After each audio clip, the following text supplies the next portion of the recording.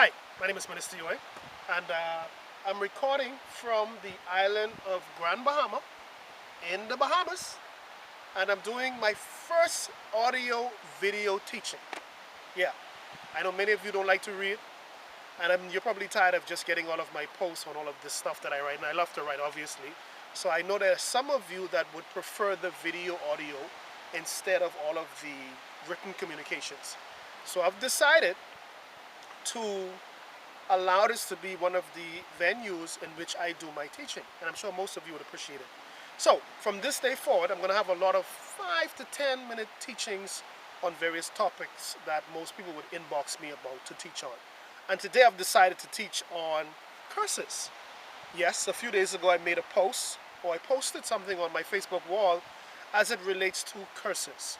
Now, what is so interesting about curses is that there are so many people that are under a curse and have absolutely no idea about it. So therefore, I'm going to take you into the biblical understanding of a curse.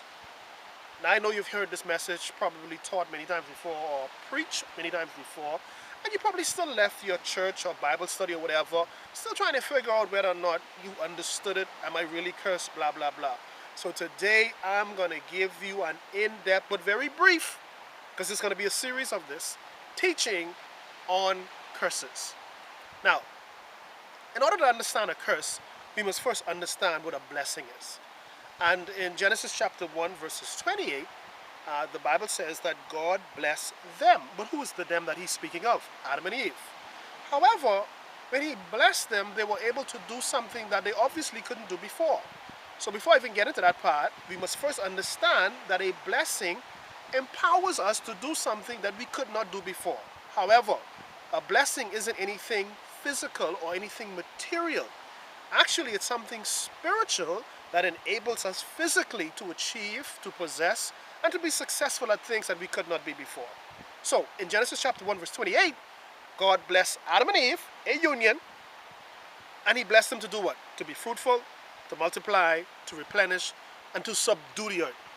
And three of those things that he said initially, they're to make one increase, to replenish, to be fruitful, to multiply.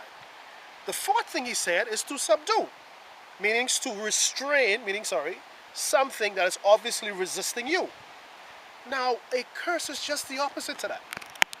When you're cursed, then you are not empowered to achieve things that normal people are doing. For example, somebody's out there right now, and it's difficult for you to get a job. Or even if you get a job, they pay you kibbles and bits. It's difficult to hold down a job. It's difficult to maintain a relationship. All of your relationships are consistent, you know. You would go as far as the engagement, but never get married. Then there's some of you who are having difficulties in your marriage, and you've divorced and you've gone on to another marriage, and you're experiencing the same symptoms.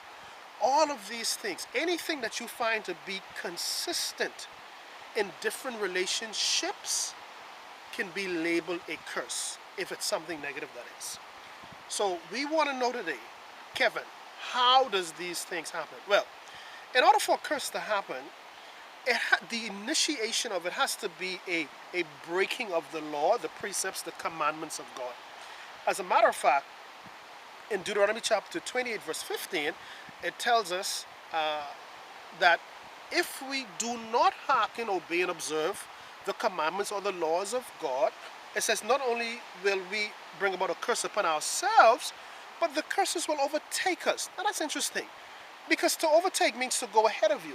So while you're here battling with this curse here, there's a couple more up the road waiting on you, all because you have disobeyed whatever God has asked you to do. So if God says do not lie, do not fornicate, do not commit adultery, do not murder, whenever you break these things, then you are literally activating a curse in your life.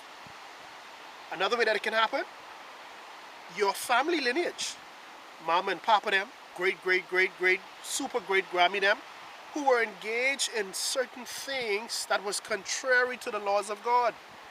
Therefore, what has happened now, that curse, like God has promised, has now passed on to the third and fourth generation. What happens also is that when you don't recognize it, you become comfortable in something that's oppressing you, keeping you back. So you see yourself doing things that the average person is doing, and it becomes even more arduous for you, more difficult, but very easy for them.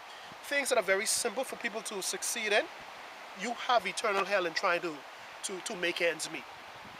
Now, this is what is so interesting. The Bible tells us in Proverbs that a curse causeless cannot come. Now, what does this mean? There has to be a reason. There has to be an activation of the law in terms of to invoke a curse upon your life. You could be cursed because of someone that you're connected to.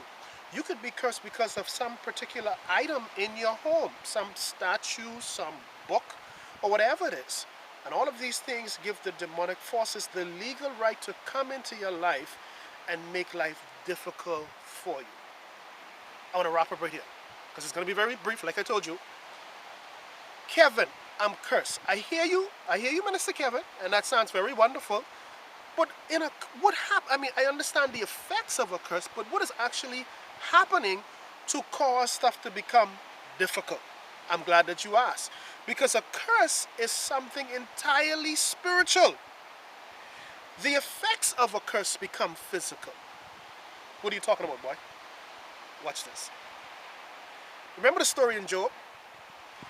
The Bible says, God said to Satan, hey, have you checked out my boy Job over here, who is perfect in all his ways, who eschews evil, who prays for his kids? This is what the Bible telling him. Satan, now remember now, Satan and God are two spiritual beings. They're not physical. I need you to get this because we're going somewhere here. They're two spiritual beings, meaning now that they can see things on a normal basis in the spirit realm and also in the physical realm. Unlike us, in this physical realm, in this physical body that we have, then God will have to give us that permission to see things in the spirit realm, or we can go through demonic means, witchcraft, voodoo, obeah, roots, all this other stuff, and do it by that means. But Satan gave us a hint as to how a curse can come upon a person. Satan said, look at God, the only reason why Job is serving you is because, listen to this carefully now, you have a hedge around him and his house and all that he has. And I thought about it. What do you mean you have a hedge? I don't see no hedge around Job. There's a spiritual hedge. So God says to him, okay then, you can do whatever you want to do to him, but you cannot kill him. Meaning now, in order for a curse to come upon me, I have to tamper with the spiritual hedge around me that I cannot see. It's there, it's here right now. It's around you in radio land and TV land. Right now it's around you. However, whenever you partake of any sin, consistently, you are literally tampering with that hedge. Once that's open, you're giving the enemy the legal right to come in and to invoke a curse upon you. Therefore, the demonic forces that comes into your life hinders you, delay you, and you procrastinate and you do everything that is contrary to success. I told you it's going to be short, and I'm not going to go any further.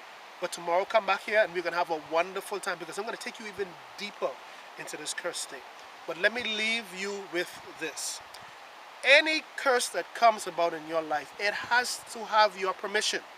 Meaning now, whether you're aware of it or not, some way, somehow, you have to activate it. And the only way that can happen is you have to break the laws of God. Satan and his demonic hosts are just standing by, hoping that you break the law. They're tempting you, they're seducing you to do stuff that is contrary to what God says.